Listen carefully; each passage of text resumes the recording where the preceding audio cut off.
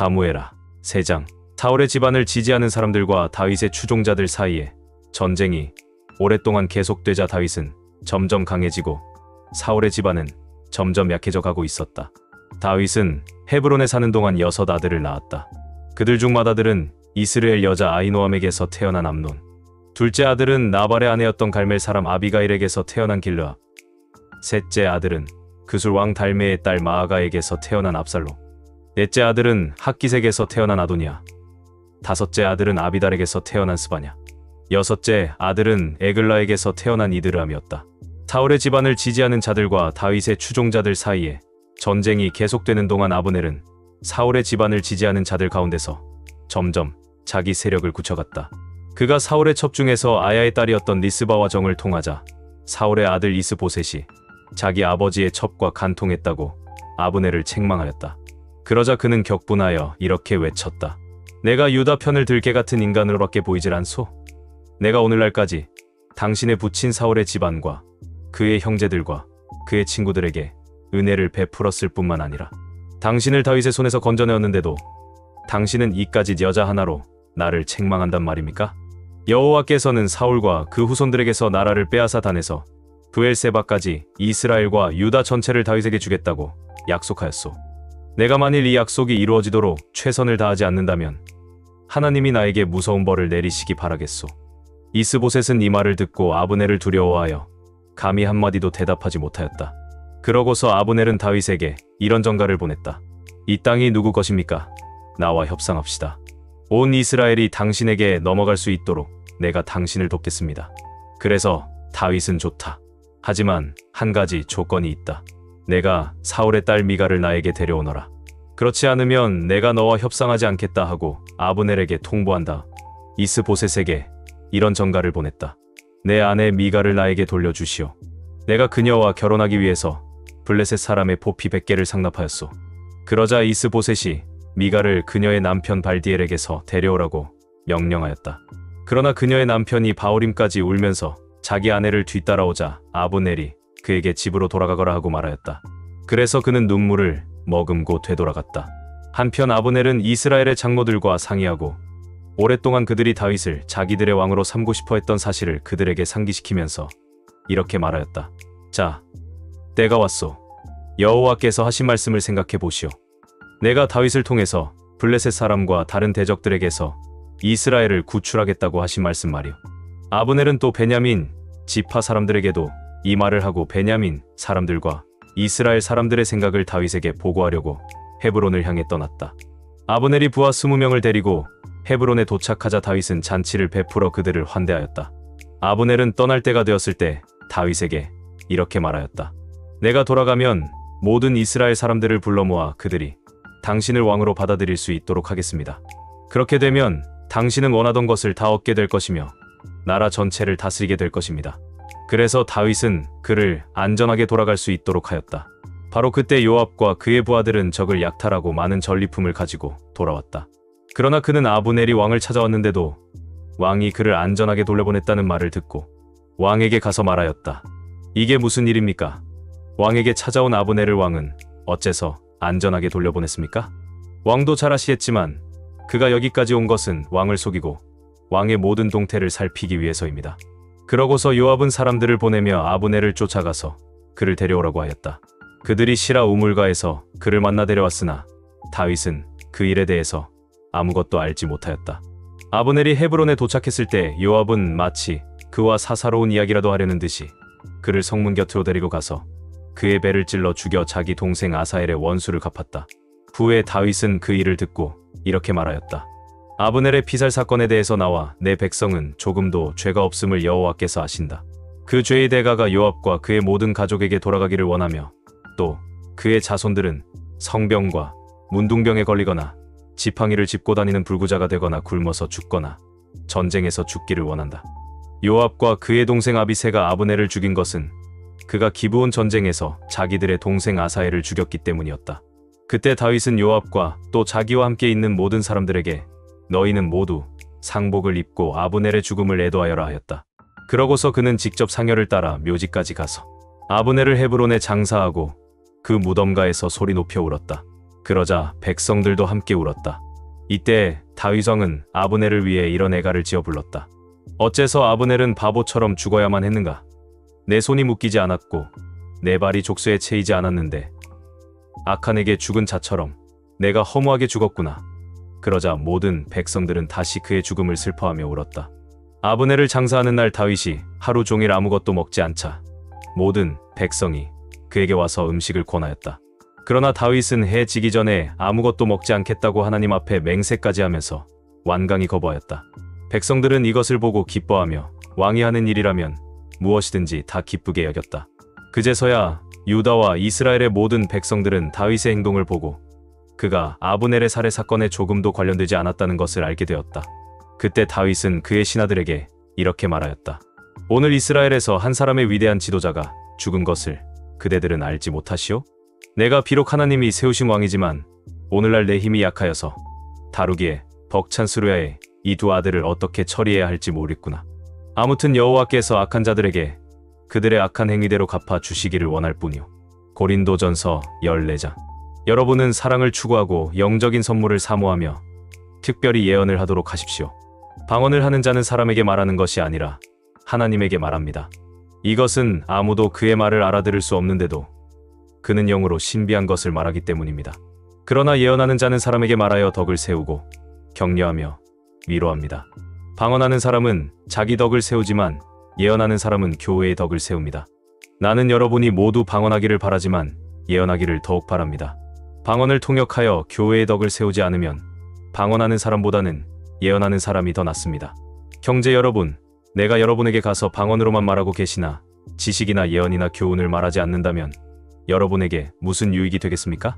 필이나 검은고와 같은 생명 없는 것이 소리를 낼 때 명확하게 구별된 소리를 내지 않으면 필이 부는 것인지 검은고 타는 것인지 어떻게 알겠습니까? 만일 나팔이 분명한 소리를 내지 않으면 누가 전쟁 준비를 하겠습니까? 여러분도 마찬가지입니다. 여러분이 혀로 알아듣기 쉬운 말을 하지 않는다면 그 말을 누가 이해하겠습니까? 그렇게 되면 결국 허공에다 말하는 셈이 됩니다. 세상에는 수많은 말이 있으나 뜻없는 말은 하나도 없습니다. 만일 내가 어떤 사람의 말을 알아듣지 못한다면 내가 말하는 사람에게 외국인처럼 되고 그도 나에게 외국인처럼 될 것입니다. 그러므로 여러분도 영적인 선물을 사모하는 사람들이므로 교회의 덕을 세우기 위해 최선을 다하십시오. 방언하는 사람은 통역하도록 기도하십시오. 내가 만일 방언으로 기도한다면 내 영은 기도하지만 내 마음은 열매를 맺지 못합니다.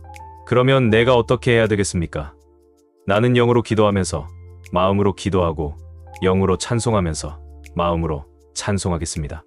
만일 여러분이 영으로만 찬양하고 감사한다면 방언을 모르는 사람들이 여러분의 말을 알아듣지 못하는데 어떻게 여러분의 감사에 아멘 할 수 있겠습니까? 아무리 감사와 찬양을 훌륭하게 드렸다 하더라도 다른 사람에게는 유익이 되지 않습니다. 나는 여러분보다 방언을 더 많이 하는 것을 하나님께 감사하고 있습니다.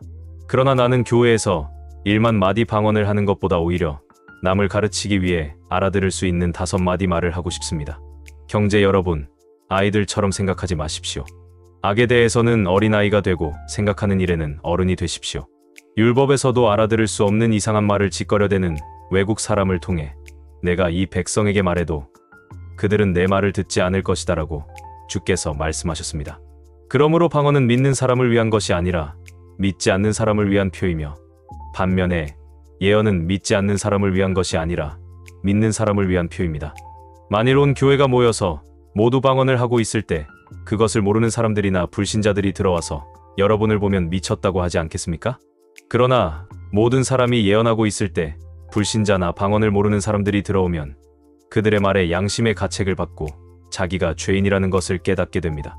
그리고 자기 속에 숨은 것까지 드러나게 되어 마침내 하나님께서 정말 여러분과 함께 계십니다 하며 무릎을 꿇고 하나님께 경배할 것입니다. 그러므로 형제 여러분, 여러분이 함께 모여 예배할 때 찬송하든지 가르치든지 계시를 말하든지 방언을 하든지 그것을 통역하든지 이 모든 것을 교회의 덕을 세우기 위해 하십시오. 만일 누가 방언을 하려면 2사람이나 많아야 3사람이 차례대로 하고 한 사람은 그것을 통역하십시오. 통역하는 사람이 없으면 교회에서는 조용히 하고 자기 자신과 하나님께만 말하십시오. 예언도 2-3사람만 하고 다른 사람은 그것을 새겨 들으십시오. 그러나 자리에 앉은 다른 사람에게 하나님의 계시가 내렸을 때에는 먼저 말하던 사람은 조용히 하십시오. 그렇게 하면 하나님의 말씀을 받은 사람들이 차례로 모두 예언할 수 있게 되므로 모든 사람이 다 배우고 용기를 얻게 될 것입니다. 예언하는 사람은 자기 자신을 다스릴 수 있어야 합니다. 하나님은 무질서의 하나님이 아니라 평화의 하나님이심으로 성도들이 모이는 교회는 모두 그렇게 해야 합니다. 그리고 여자들은 교회에서 말하는 것이 허락되지 않았으니 조용히 하십시오. 율법에도 여자는 남자에게 복종하라고 하였습니다. 만일 알고 싶은 것이 있으면 집에서 자기 남편에게 물어보십시오.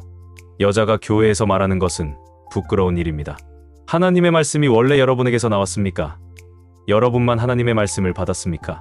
누구든지 자기를 예언자나 영적인 선물을 받은 자로 생각하는 사람은 내가 여러분에게 한 말이 주님의 명령이라는 것을 아십시오. 누구든지 이것을 인정하지 않으면 그도 인정받지 못합니다. 그러므로 형제 여러분, 여러분은 예언하는 것을 사모하더라도 방언하는 것을 막지 마십시오. 다만 이 모든 것을 적당하고 질서 있게 하십시오. 에스겔 12장. 여호와께서 다시 나에게 말씀하셨다.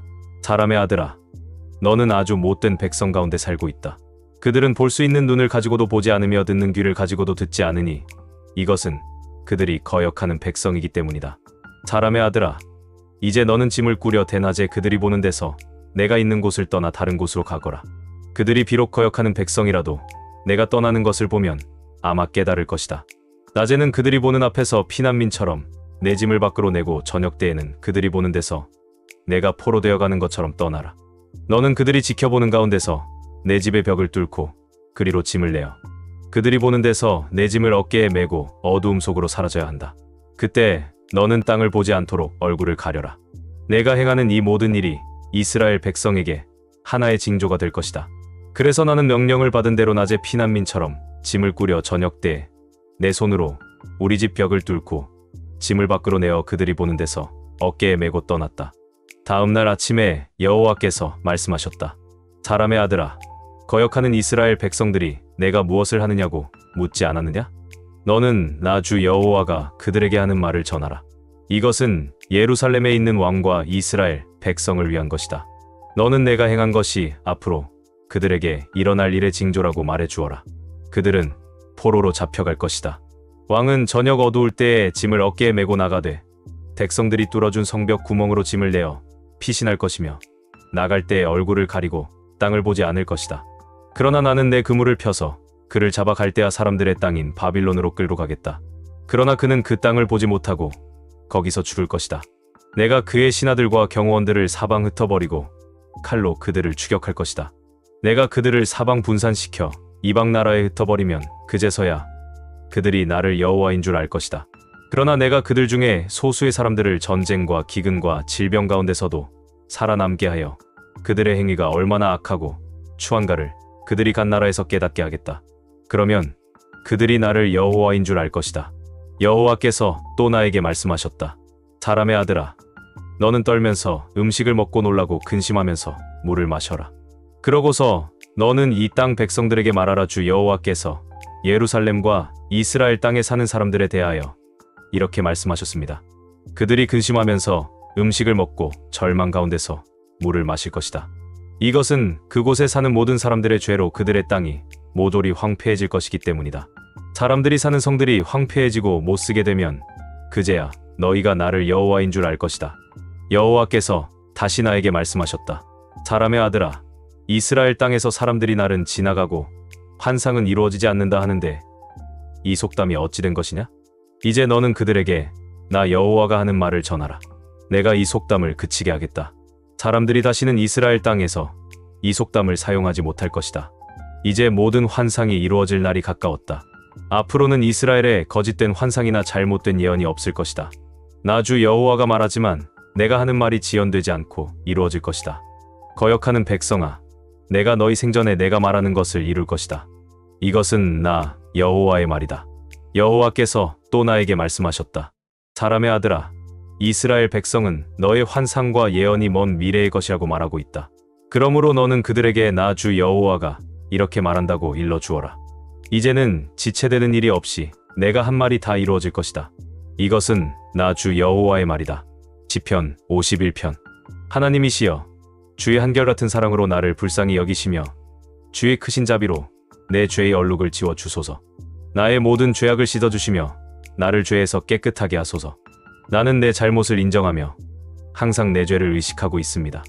내가 오직 주에게만 범죄하여 이런 끔찍한 일을 하였습니다. 주께서 이 모든 것을 다 보셨으니 주의 말씀은 옳고 주의 심판은 정당합니다. 나는 태어날 때부터 죄인이었으며 우리 어머니가 나를 뵌 순간부터 죄성을 지니고 있었습니다. 주는 중심에 진실을 원하십니다. 내 마음 깊은 곳에 지혜를 가르치소서. 우슬초로 나를 정결하게 하소서. 내가 깨끗할 것입니다. 나를 씻기소서. 내가 눈보다 희게 될 것입니다. 내가 즐겁고 기쁜 소리를 듣게 하소서. 비록 주께서 나를 꺾어 벌하셨으나 내가 기쁨을 되찾을 것입니다. 내 죄에서 주의 얼굴을 돌리시고 나의 모든 죄를 씻어 주소서. 하나님이시여, 내 속에 깨끗한 마음을 창조하시고 내 안에 확고한 정신을 새롭게 하소서. 나를 주 앞에서 쫓아내지 마시고 주의 성령을 내게서 거두지 마소서. 나에게 주의 구원의 기쁨을 다시 주셔서 기꺼이 주께 순종하게 하소서. 그러면 내가 죄인들에게 주의 계명을 가르칠 것이며 그들이 주께 돌아올 것입니다. 하나님이시여, 나의 구원의 하나님이시여, 사람을 죽인 죄에서 나를 구하소서. 내가 주의 의를 노래하겠습니다. 여호와여, 내 입술을 열어 주소서. 내가 주를 찬양하겠습니다. 주께서는 제사를 원치 않으십니다. 만일 주께서 원하셨다면 내가 그것을 드렸을 것입니다. 주는 불로 태워 바치는 번제도 기뻐하지 않으십니다. 하나님이 원하시는 제사는 상한 심령입니다. 주께서는 겸손하게 뉘우치며 회개하는 마음을 업신여기지 않을 것입니다. 시온의 주의 은혜를 베풀어 예루살렘 성을 쌓게 하소서. 그때는 주께서 의로운 제사와 온전한 번제를 기뻐하실 것이므로 주의 단에 수소를 드려 제사할 것입니다.